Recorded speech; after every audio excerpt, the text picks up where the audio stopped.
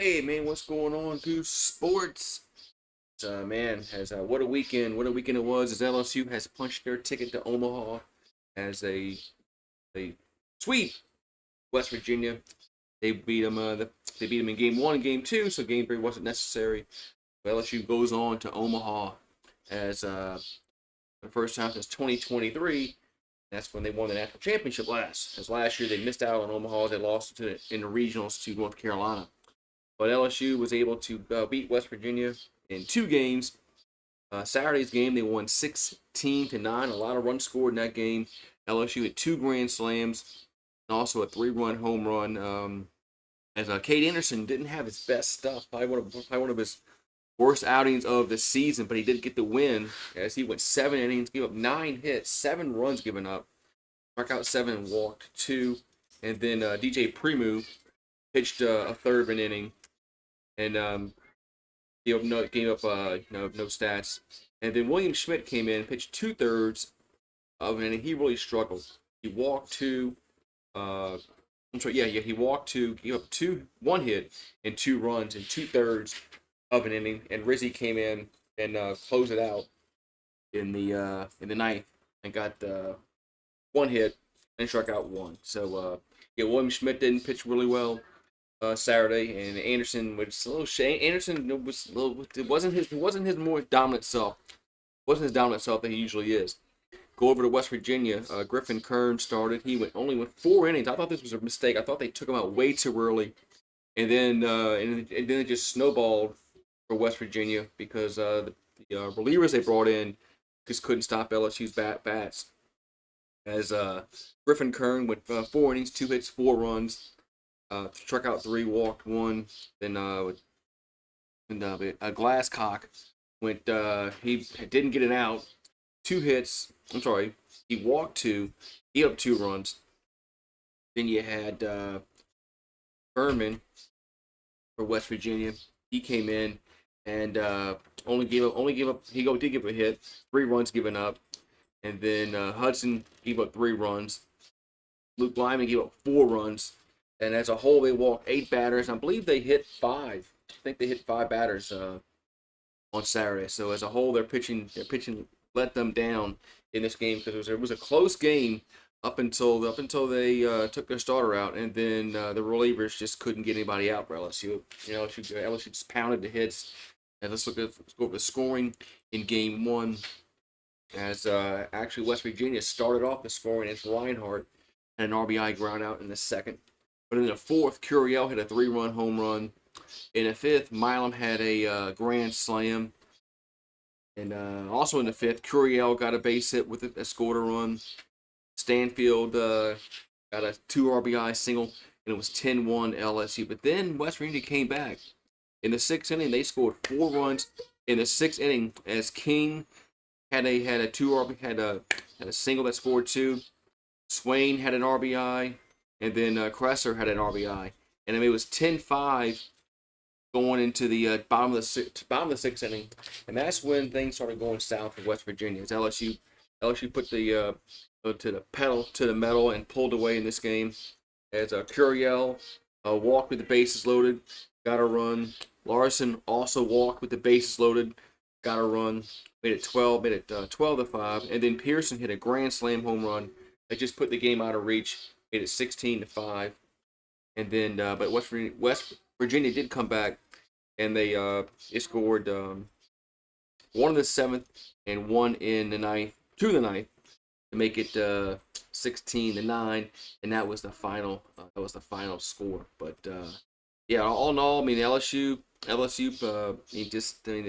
wasn't their best pitched game of the season, but they really came through clutch in some situations that we hadn't seen. I won't say hadn't seen, but there were times this year where their situational hitting was just not good. They would leave the bases loaded, especially with nobody out, and stuff like that. But they got 2 grand slams, and they also got a 3-run home run on Saturday. All right, and then the game last night, LSU was able to win 12-5. As another, I mean, Anthony Einstein just wasn't. I mean, he wasn't his dominant self. He threw over 100 pitches in 5 innings, so he couldn't get out the 6. He gave up 4 runs, walked 3, struck out 7. And Cooper Williams, I thought Cooper Williams came in and pitched well. 2 2/3 innings. He did give up a run. It was a home run. And then Chase Shores came in pitched the last inning in the third and struck out 3 batters. Man, if Chase Shores can pitch like that in Omaha, LSU's gonna have a really good chance. But the problem with Chase Shores is he looks good for an inning, and then all of a sudden when he gets like 5 or 6 batters in the lineup, but then all of a sudden he can't throw a strike. So curious to see what Jay Johnson does. If you're gonna pitch Shores, you might only want to pitch him an inning or 2 at most, because I think that's when he's most effective. All right, so over for West Virginia, Carsonas went rough day. 2 innings, gave up 6 runs, 5 hits, walked 4. Then you had Chase Meyer, also walked 4, gave up 2 runs, and then Reese Bassinger gave up 3 hits, 4 runs. No, they weren't earned, but he did give up 4 runs. Didn't give up 4 runs. As a whole, they walked 9 batters as a staff, and they only struck out 6. West Virginia and their defense let them down last night. They dropped 2 pop-ups that really changed. The second one really changed the complexion of the game, because the game was close at that point.